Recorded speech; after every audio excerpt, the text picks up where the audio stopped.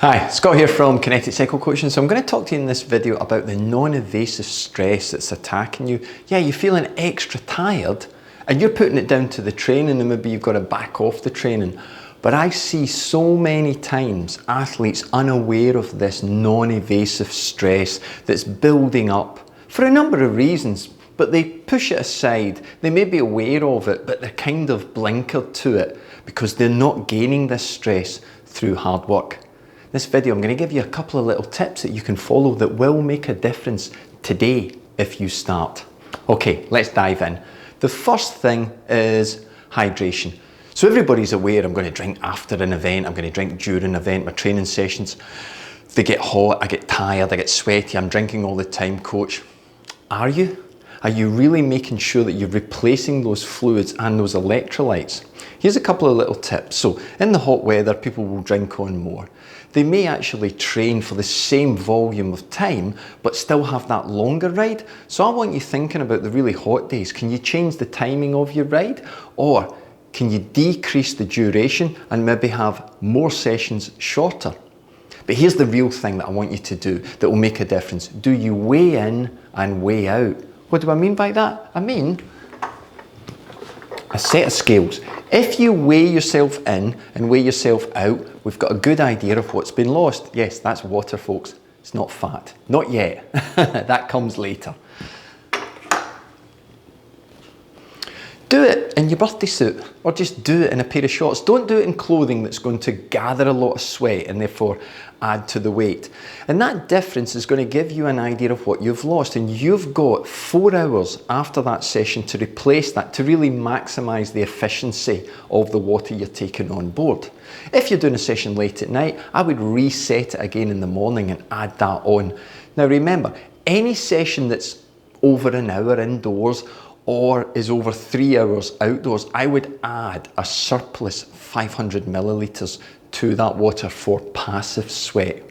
And that will give you an idea of maybe what you've not been doing leading up to this time, because you've probably been under hydrating.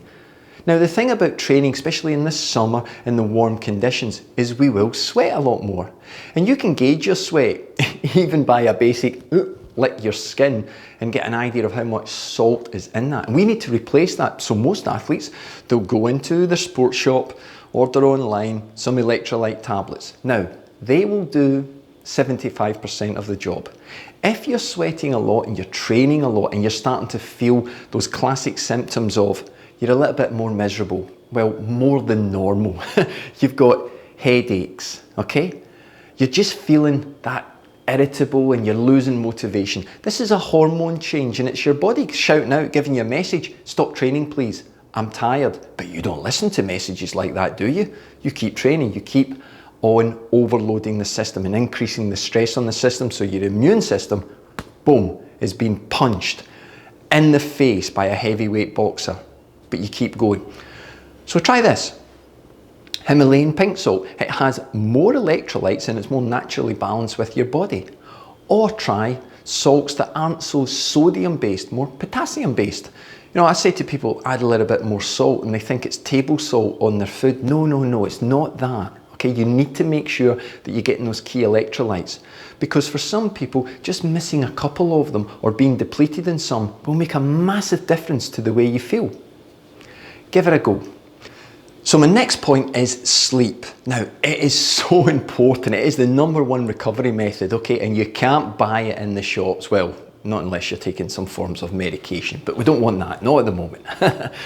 What I want you to think about is, what is your pattern leading into sleep? When it's hot and you're bothered, maybe you're training late at night and it's keeping you a little bit warmer.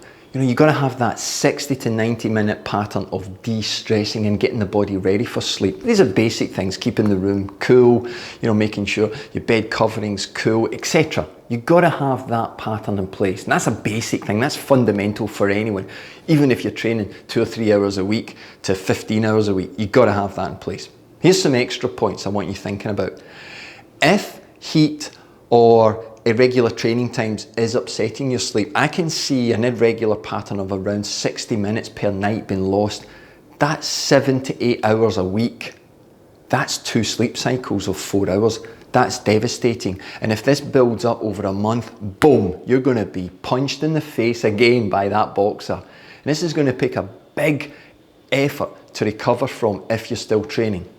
I keep going back to it. What you've got to understand is if you're training, you are placing stress already on the body. You've only got one immune system, and it's dealing with all these stress bullets that have been fired at you. So if you think your stress is being elevated because of the sleep, hey, try a few things.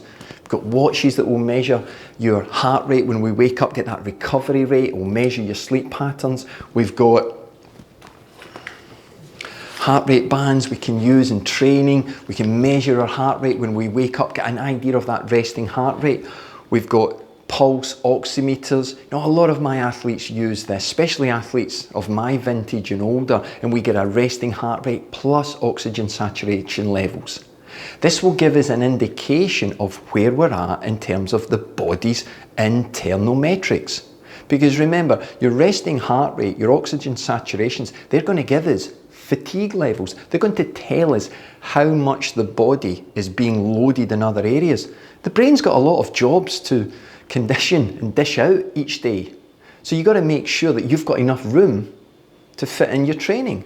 So most people just say, oh, you've just got to get on with it. You've got to train when you're tired. Yes, there is an element of that when we're looking for super overload.